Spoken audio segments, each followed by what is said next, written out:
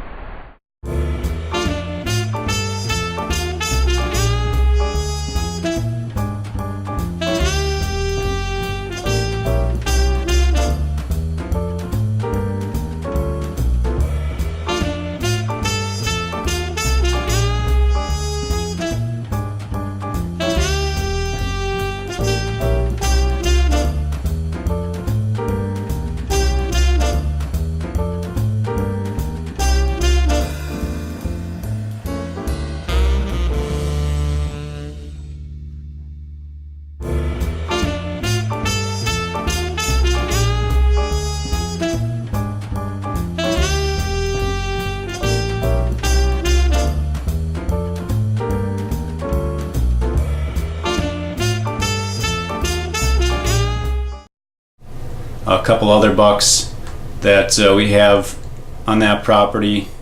Big Z Smalls is a 6-pointer last year, and I believe he was 3.5, and I actually rattled him in this year when he was all busted up, and I didn't realize that's who it was until I reviewed the footage and got a better look at him.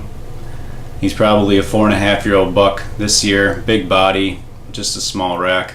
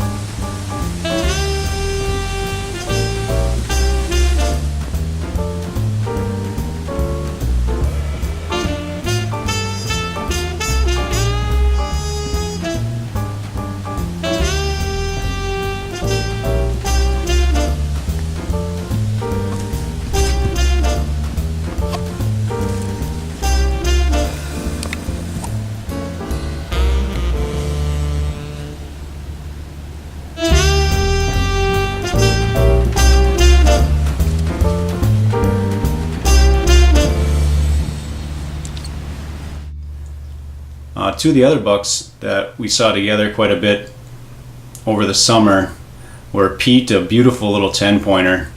He has a lot of potential, probably only a 2.5-year-old buck, but in the next couple of years I can see him being just a beauty if he makes it that long.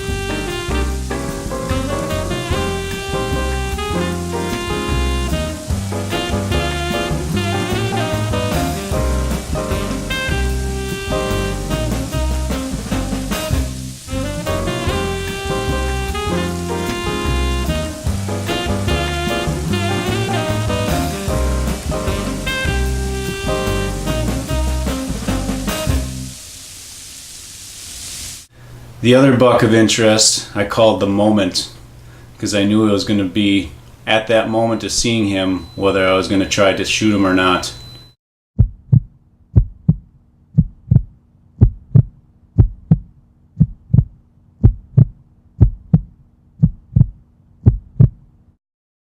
Well, I got that moment on Saturday, November 9th. That morning I saw him about 3 or 4 times. I had a couple hot does around by me, and he was running all around up on the ridge, and never could get him close because the does wouldn't come close.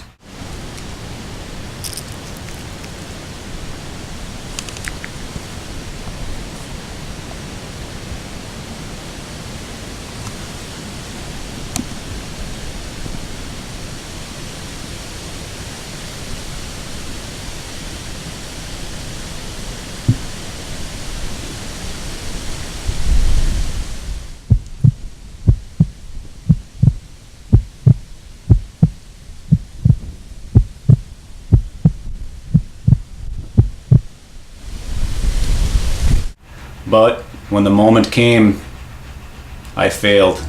I made a bad decision on that night, September 9th. I got him to within about 40 yards, and it was getting pretty dark. I took the shot that I thought was open. Turned out it wasn't open. There was some brush in front of him. I believe the arrow deflected off the brush, and I hit him far back in the abdomen and then into his back leg. He hobbled away. I knew his back leg was injured, and I knew I'd hit him in the guts. So I gave him the night and waited till the next day. Unfortunately, I didn't get that shot on camera. Happened fast enough that I wasn't able to get the camera up and going. Next morning, I went out to look for him. Didn't find any blood, any hair where I shot him. Followed the rustled up leaves in the direction that I knew he went, and never really found any blood. On that hillside there's a lower road and an upper road, so I decided to take the upper road, walk that around just to see if I can find something. And luckily I came upon some blood. I followed that blood, a few sprinkles here and there. He never was really bleeding a lot. I came to the point after about 100 yards on this hill, and I found a bed. In the bed there was a little bit of blood, and it looked pretty fresh. To my amazement, 15 yards in front of me, the moment stood up, and we had another moment, and he stared at me for what seemed like an eternity, but really was only about 3 or 4 seconds. I didn't have an arrow knocked, and wasn't fast enough to get one knocked to get another shot at him. As he ran down the hill, I got another look at him. He stood about 100 yards away, broadside, down the hill, with the arrow still stuck in him. At that time, he decided to walk away, and I never saw him again. I had no blood to follow. So I'm not sure where he ended up. I have a bad feeling he's probably going to die. And unfortunately, chances are we won't find him. And it's kind of a miserable death. So, learned a good lesson. That 40-yard shot is a long shot in the woods with possible brush, being dark. And I made a bad decision, and hopefully I can just learn from that.